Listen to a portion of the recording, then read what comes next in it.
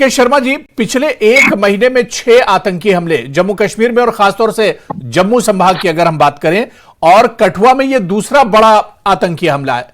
किस तरह से इसे देखा जाए? लगातार ये आतंकी किस तरह से इनके हौसले इतने बुलंद हैं, या आखिर कहां पर चूक हो जा रही है? ये अपने नापाक इरादों में किस तरह से ये कामयाब हो रहे हैं?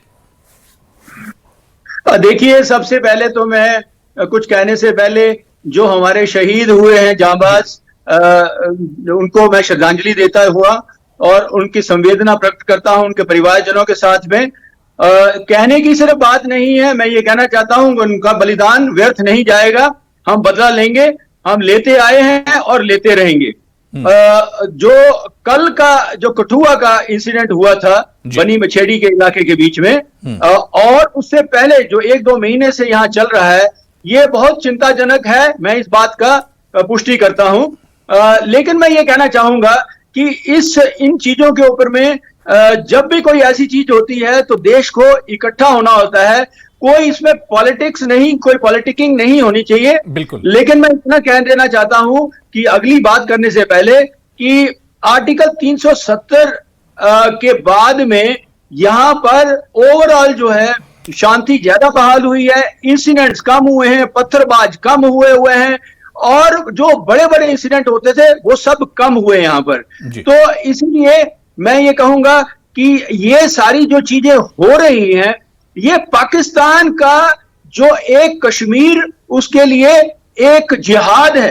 पाकिस्तान के लिए कश्मीर एक ऑक्सीजन है, वो उसकी एक सर्वाइवल है, और उसकी डाइवर्टिंग अटेंशन जो उसकी अपनी है जो देश में, उसके लिए बहुत जरूरी है। तो वो पाकिस्तान कोई ना कोई जरिए इजाद करता रहेगा, वो एक डायनामिक स्ट्रेटेजी बनाता रहेगा, कभी इधर कभी उधर। तो हमें उसके लिए निपटने के लिए तैयार रहना चाहिए। मैं ये कहूंगा, मानने के लिए तैयार हूं कि जो हमने पहले ऑल आउट ऑपरेशन, पहले तो जम्मू कश्मीर के खिते में से हमने ये पूरी मिलिटेंसी को खत्म करके उनको कश्मीर में खदेड़ दिया था, और कश्मीर में भी साउथ कश्मीर में खदेड़ दिया था। लेकिन ये पिछले कुछ, मैं कहूंगा 1-2 साल से, क्योंकि वहां पर प्रेशर बहुत ज्यादा है, तो उस प्रेशर के कारण, और यहां पर जो हमारा एक वैक्यूम हो गया जम्मू के रीजन के बीच में, क्योंकि जब गलवान हुआ, गलवान के बाद में हमको कुछ फोर्सेस जो राजौरी, जो रियासी के इलाके से उठानी पड़ी, तो इसका फायदा लेकर पाकिस्तान ने यहां पर दोबारा किया। साथ साथ में अभी ये पिछले कुछ 2-3 महीनों से क्यों हो रहा है, बढ़ रहा है, पाकिस्तान जो है, एक तो अमरनाथ यात्रा है, वो यात्रियों को डराना चाहता है। वो देख रहा है कि ये जो टेररिज्म से टूरिज्म डेस्टिनेशन बन रहा है, और साथ साथ में अभी इलेक्शन, वो नहीं चाहता कि इलेक्शन हो जाए, कि इनको एक पीसफुल इलाका दिखाई दे, और वर्ल्ड को वो प्रूव करना चाहता है। तो इसके पीछे पाकिस्तान का हाथ है। लेकिन ये क्यों हो रहा है, ये हमको सोचना पड़ेगा और देखना पड़ेगा। सबसे पहला तो कारण ये है जो मैंने बोला, वॉइड ऑफ ट्रुप्स, और दूसरा कारण जो है कि हमारा जो एक मिलाप था, जो एक हमारा जो winning the hearts and mind एक कनेक्ट था सिविलियन पॉपुलेशन के साथ में, वो थोड़ा सा कम हो गया हुआ है। हमारे को इंटेलिजेंस जो है वो कम आ रही है। मैं जब यहाँ पर 5 बार यहाँ पर नौकरी कर चुका हूं, कैप्टन मेजर कर्नल तक मैं कर चुका हूं, और पहले क्या होता था, मैं 2000 के वक्त की बात बता रहा हूं, कि हमको पहले खबर मिल जाती थी कि वहां से कोई लोग घुसे हैं या ये कुछ होने वाला है। आज वो हिसाब आ गया है, वो नहीं। तो हमको नहीं मिल पा रहे हैं जी। दिल जीतना है, ह्यूमन इंटेलिजेंस को मजबूत करना है। हमारे को साथ में ये क्या है, जो हमारी जो डोमिनेंस ऑफ द एरियाज है, हमको अगर पाकिस्तान अगर एक डायनेमिक ग्रिड के हिसाब से चल रहा है, हमको भी डायनेमिक हमको हिसाब से रखना पड़ेगा। बिल्कुल। अभी इस बात के लिए अगर आ जाऊं, मैं कठुआ वाले स्पेसिफिक इंसिडेंट के ऊपर में आ जाऊं जी, तो ये जो इन्फिल्ट्रेशन हुई है, ये 2 खित्ते हैं, एक तो LOC का खित्ता है और दूसरा हमारा IB का सेक्टर का है। जो LOC के ऊपर में रेगुलर ट्रूप्स लगे हुए हैं हमारे, और वहां पर ऑलमोस्ट जो इन्फिल्ट्रेशन बहुत नेग्लिजिबल हो गई है, खत्म हो चुकी है।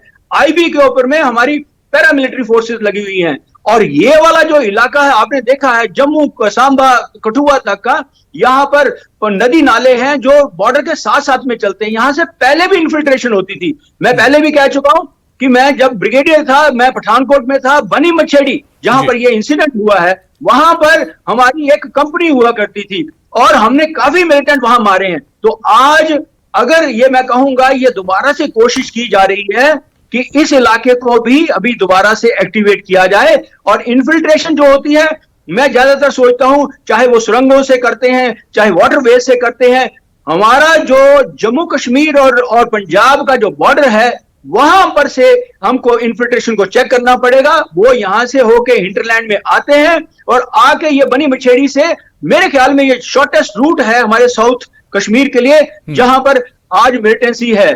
और दूसरा हमारा जो है राकेश शर्मा जी, जिस तरह से आपने बताया कि ये चिंताजनक है, ये एक तरह से अलार्मिंग है ये सिचुएशन, जिस तरह से जम्मू में अब आतंकी हमले बढ़ रहे हैं और लगातार हमारे जो जवान हैं वो एक तरह से शहीद हो रहे हैं। मैं पीके सहगल जी बहुत जल्दी आपके पास आना चाहूंगा। बहुत डिटेल में लेफ्टिनेंट जनरल राकेश शर्मा जी ने तमाम चीजें बताई, और जिस तरह से राकेश शर्मा जी ने पीके सहगल साहब कहा कि पाकिस्तान की तो आदत है, पाकिस्तान अपनी घिनौनी हरकतों से बाज नहीं आने वाला है। पाकिस्तान नहीं चाहता है कि जम्मू कश्मीर में अमन हो, भारत में अमन हो, और अभी अमरनाथ यात्रा भी हो रही है। अब एक सुगबुगाहट है कि जम्मू कश्मीर में असेंबली के चुनाव होने वाले हैं। लेकिन मेरा सवाल पीके सहगल साहब यह है कि पाकिस्तान को जब हम उसकी खसलत को हम जानते हैं, जब उसकी आदत को हम जानते हैं, उसके नापाक इरादों को हम समझते हैं, तो फिर क्या हमारी तैयारियों में कहीं पर कमी है सर? यह आखिर बार बार चूक क्यों होती है? देखो, हमारी तैयारियों में कोई कमी नहीं है। पाकिस्तान पिछले 76 ईयर से जिसकी जबरदस्त कोशिश है कि हिंदुस्तान से कश्मीर को हटा ले, उसकी तमाम कोशिशों जो है विफल हो चुकी है। 3 बार उसने हमारे साथ युद्ध किया है, जिसके लास्ट 30-35 साल से वो लो कॉस्ट प्रॉक्सी वॉर कर रहा है, और इसी के माध्यम से वो वास्तव में कोशिश कर रहा है कि कश्मीर को हटा ले। लेकिन उसको साफ तौर पर मालूम है कि हिंदुस्तान सतर्क है, सिक्योरिटी फोर्सेस सतर्क है, और अगर उसने हमारे खिलाफ कोई भी हादसे को अंजाम दिया जैसे भी किया है, तो हिंदुस्तान बिल्कुल उसी माफी करेगा जैसे अपने पुलवामा के बाद बालाकोट पर स्ट्राइक की और पूरी हमने सर्जिकल स्ट्राइक की। पाकिस्तान ने एक बड़ी गलती की है, हिंदुस्तान को ललकारा है। हिंदुस्तान के जवान जो शहादत दे चुके हैं, पिछले 32 महीने में 44 हमारे जवान जो मारे जा चुके हैं, उन्होंने शहादत दी है। मैं देश को आश्वासन दिलाना चाहता हूँ कि सरकार मजबूत है, सरकार डिसाइसिव है, और प्रधानमंत्री वापस आने के बाद में 100% इसका जवाब दिया जाएगा पाकिस्तान को। हमको जितने भी लॉन्च पैड्स हैं पाकिस्तान के अंदर, जितने भी जी, हम कई प्रकार के एक्शन ले सकते हैं, पॉलिटिकल एक्शन ले सकते हैं, डिप्लोमेटिक एक्शन ले सकते हैं, इकोनॉमिक एक्शन ले सकते हैं, मिलिट्री एक्शन ले सकते हैं। कौन सा एक्शन लिया जाएगा, किस तरीके से लिया जाएगा, उसका वर्णन करना सही नहीं होगा। लेकिन मुझे पक्का यकीन है कि हम पाकिस्तान को मुंह तोड़ जवाब देंगे, ताकि पाकिस्तान की इस माफी की हिम्मत ही ना हो। हमको अपनी स्ट्रेटेजी में काफी से बड़ा बदलाव करना पड़ेगा। हम रिएक्टिव हैं। जब नई सरकार आई थी मोदी जी की, उस समय हम प्रोएक्टिव हो चुके थे। हमने वैली के अंदर जीरो टॉलरेंस कहा था, और जब जब पाकिस्तान की तरफ से कोई हादसा हुआ तो हमने जवाबी कार्रवाई पाकिस्तान के अंदर घुसकर की। अभी पाकिस्तान जो है, इंटेलिजेंस एजेंसीज कह रही है कि 60 टेररिस्ट जो है हिंदुस्तान में दाखिल हो चुके हैं। ये फॉरेन ट्रेंड है, कुछ पाकिस्तान में ट्रेंड है, कुछ अफगानिस्तान में ट्रेंड है, कुछ और कंट्रीज में। ये हर प्रकार के मॉडर्न वेपन से लेस है। इनके पास मिनी सैटेलाइट कम्युनिकेशन सेट्स हैं, जिनको इंटरसेप्ट करना ऑलमोस्ट इम्पॉसिबल है। इनको एड अबेट असिस्ट किया जा रहा है चाइना के माध्यम से। अगर आप देखो, कुछ ग्रेनेड जो मिले हैं, कुछ बुलेट्स जो मिली हैं, उसके ऊपर चाइना की मार्किंग्स है। चाइना हर प्रकार से कोशिश कर रहा है कि हिंदुस्तान को डिस्टेबलाइज किया जाए, हिंदुस्तान में इंस्टेबिलिटी की जाए जी। हमने हर प्रकार से सतर्कता लगानी है। वास्तव में जब गलवान क्राइसिस हुआ, हमने इस इलाके में पिछले 2 सालों में से काफी से ज्यादा शांति थी। इस इलाके से हमने ट्रुप्स को उठा दिया और लद्दाख में भेज दिया। इसमें with the result security grid थोड़ा कमजोर हो चुका है, इंटेलिजेंस ग्रिड थोड़ा कमजोर हो चुका है, ह्यूमन इंटेलिजेंस कमजोर हो चुका है। तो जैसे कि पहले जनरल राकेश शर्मा ने कहा है, बहुत लाजमी है कि वहां के लोगों का दिल, दिमाग और विश्वास जीते। वो दिल, दिमाग और विश्वास जिस माफी का हम जीत पाए थे इन द पास्ट, पिछले 2 सालों में उसमें उस माफी का हम दिल, दिमाग, विश्वास नहीं जीत सके। बिल्कुल बिल्कुल पीके सहगल साहब, हमें अब एतमाद तो जीतना होगा लोकल्स का। और इसके अलावा जो बड़ी बात आपने कही कि चाइना भी इसमें एक तरह से इन्वॉल्व है, यानी ये लड़ाई अब एक तरह से दो तरफा हो जाती है। इस पर हम आगे भी बात करेंगे। मैं बहुत जल्दी डॉक्टर अभिजीत जसरोटिया जी आपके पास आना चाहूंगा।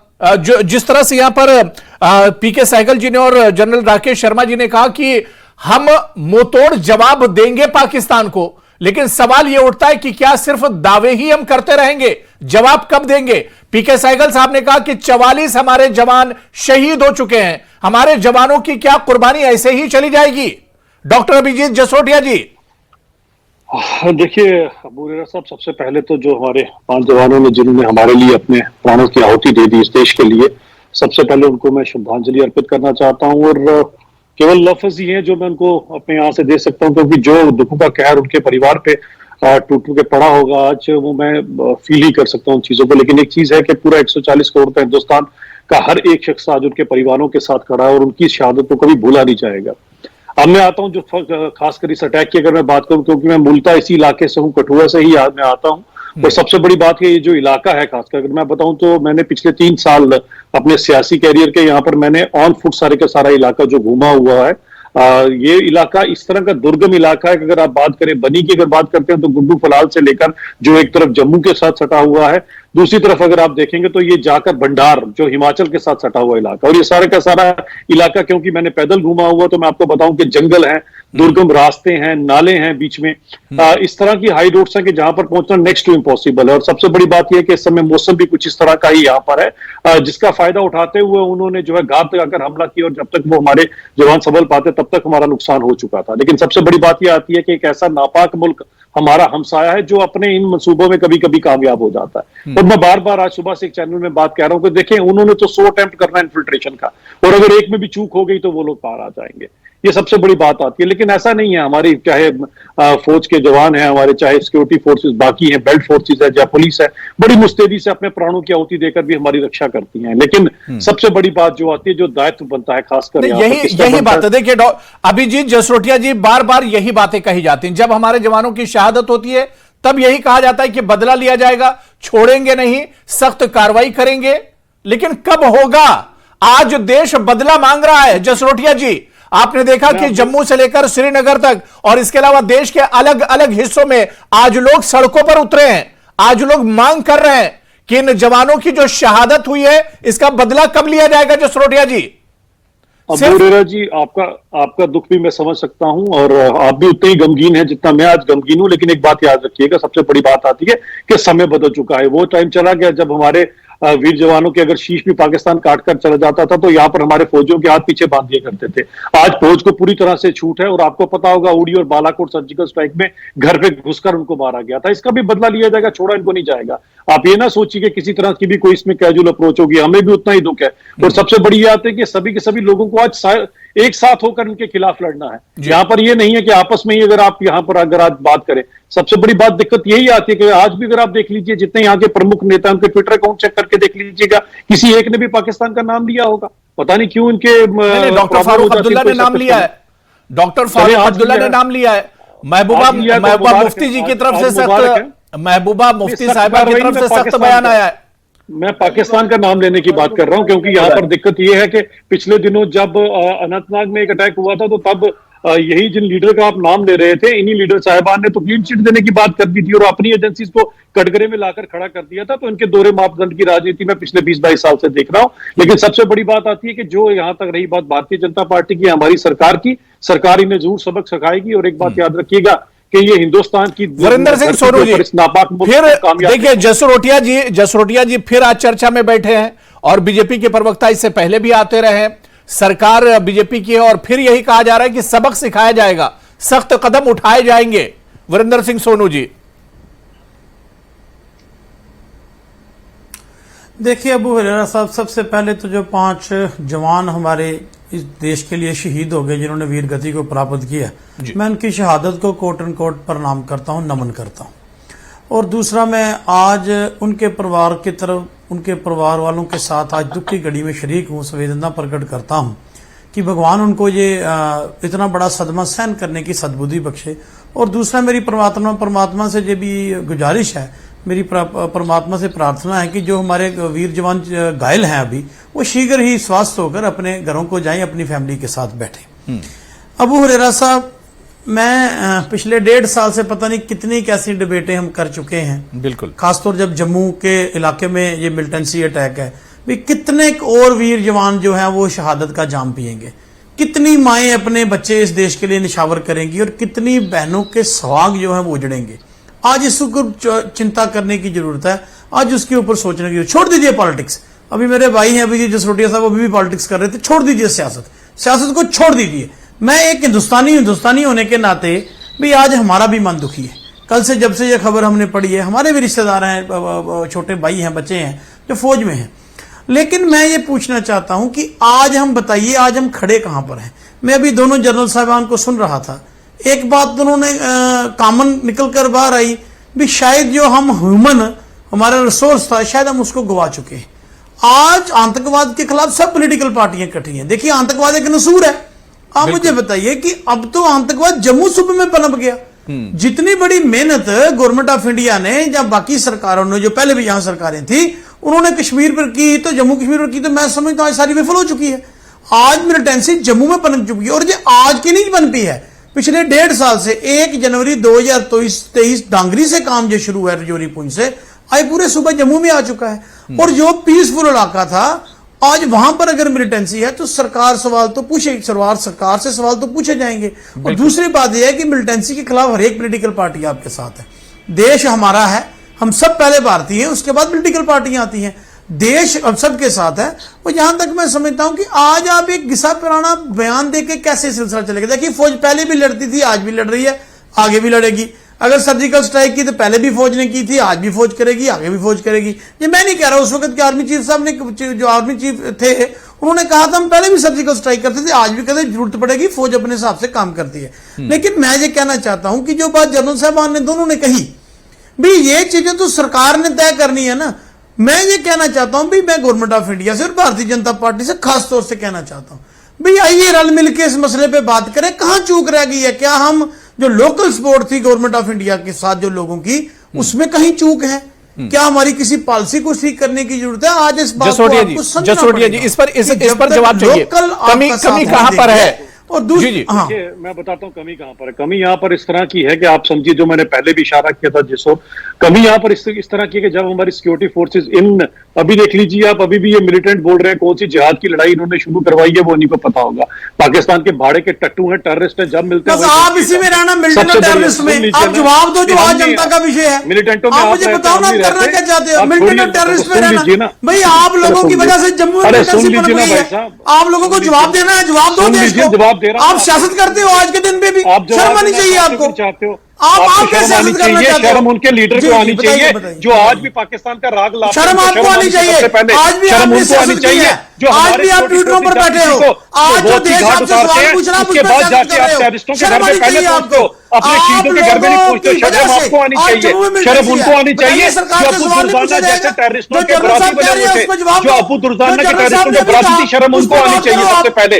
शर्म उनको आनी चाहिए जो चुनाव जीतने के लिए जनरल साहब ने अभी कहा, उनको शर्म आनी चाहिए। आपको जो टेररिस्टों के दामन थामते के में चुनाव जिताएं, उनको शर्म आनी चाहिए। जो टेररिस्टों को पालते हैं, जो टेररिस्टों के यहाँ पर खैर खुआएं, उनको शर्म आनी चाहिए। अबू दुर्दाना कौन था?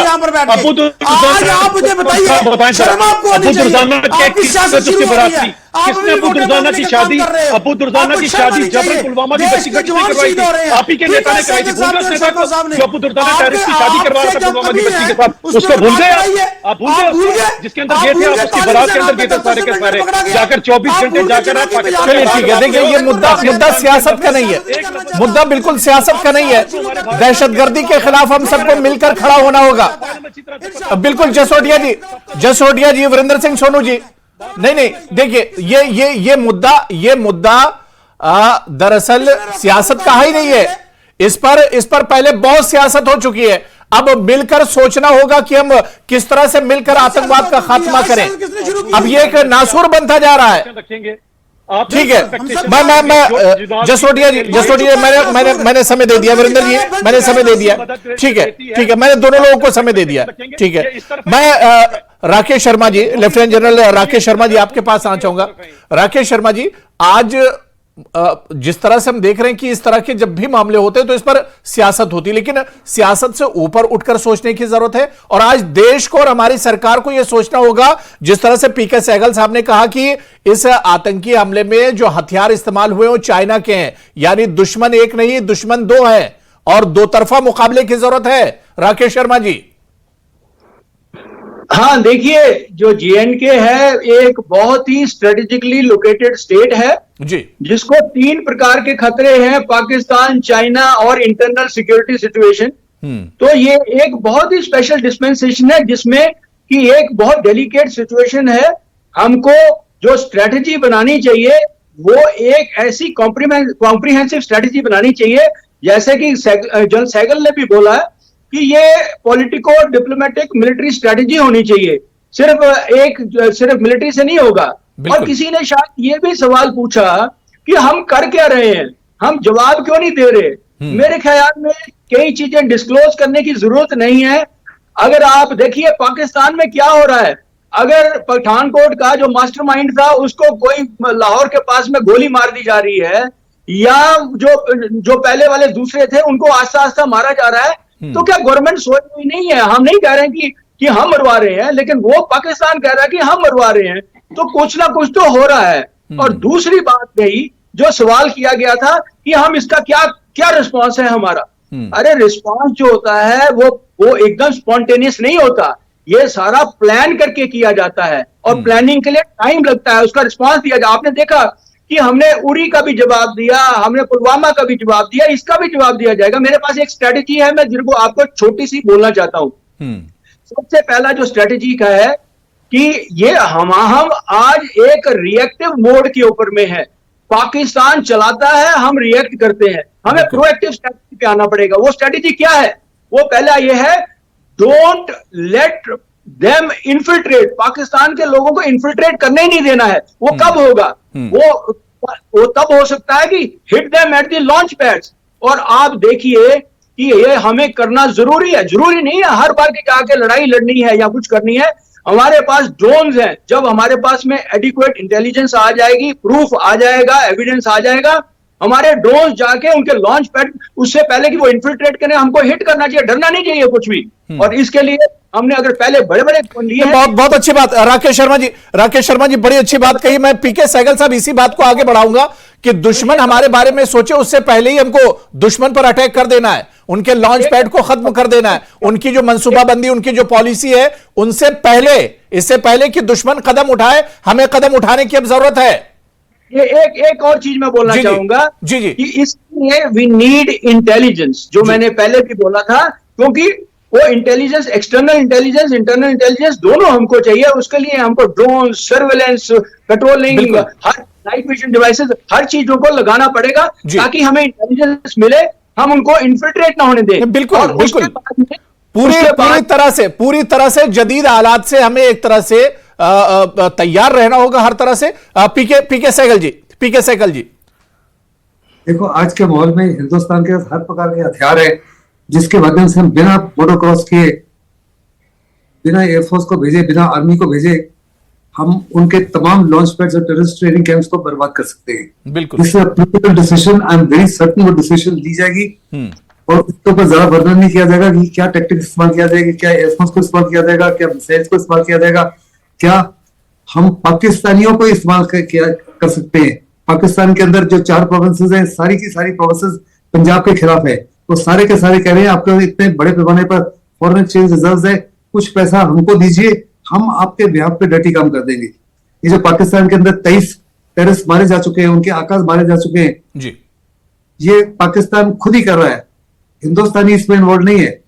लेकिन हो सकता है कि हमारे इशारे के ऊपर, हमारे पैसे के माध्यम से ये चीजें हो रही है, लेकिन हिंदुस्तान खुद इस माफी कोई कार्रवाई नहीं कर रहा, लेकिन इस माफी की पॉसिबिलिटी है। That's why I said there is strategy जो है, military strategy, political, diplomatic and economic strategy को हमको सबको मिला के काम करना पड़ेगा। साथ में हमको ये भी याद रखना है कि आज पीओके के अंदर बहुत बड़े पैमाने पर लोग जो है पाकिस्तान के खिलाफ हो चुके हैं, चाइना के सीपेक के खिलाफ हो चुके हैं। आए दिन वहां पे गड़बड़ी हो रही है, आए दिन वो कह रहे हैं हम हिंदुस्तान के साथ मिलना चाहते हैं, और हिंदुस्तान ने साफ तौर पे डिफेंस मिनिस्टर ने, हमारे होम मिनिस्टर ने कहा कि अगले 5 से 10 साल में पीओके हिंदुस्तान का हिस्सा होगा। हमको नहीं भूलना चाहिए कि चाइना ने $65 बिलियन खर्च किए सीपेक वहां से आता है। इतना आसानी से आप उनको वहां से डिसलॉज नहीं कर सकोगे, बहुत रूथलेसली खतरा। बिल्कुल, बहुत अलार्मिंग एक तरह से पीके सहगल जी है, जिस तरह से आप लोगों ने बताया। जनरल राकेश शर्मा जी और पीके सहगल साहब की खतरा बड़ा है और चिंता की बात है। अब जिस तरह से हालात जम्मू रीजन में भी अब बिगड़ते जा रहे हैं, ऐसे पर सरकार को बिल्कुल सोचना होगा। और हमारे जवान तो हमेशा मुल्क के लिए शहादत के लिए तैयार रहते हैं, मुल्क की हिफाजत के लिए तैयार रहते हैं, लेकिन अब सरकारों को भी एक तरह से सोचना होगा। और यहां पर जो सबसे अहम बात है, जो इस चर्चा की अहम बात है, कि सियासत से ऊपर उठकर इस मसले पर अब एक तरह से सोचना होगा और सबको मिलकर ही आतंकवाद के खिलाफ खड़ा होना होगा। बहुत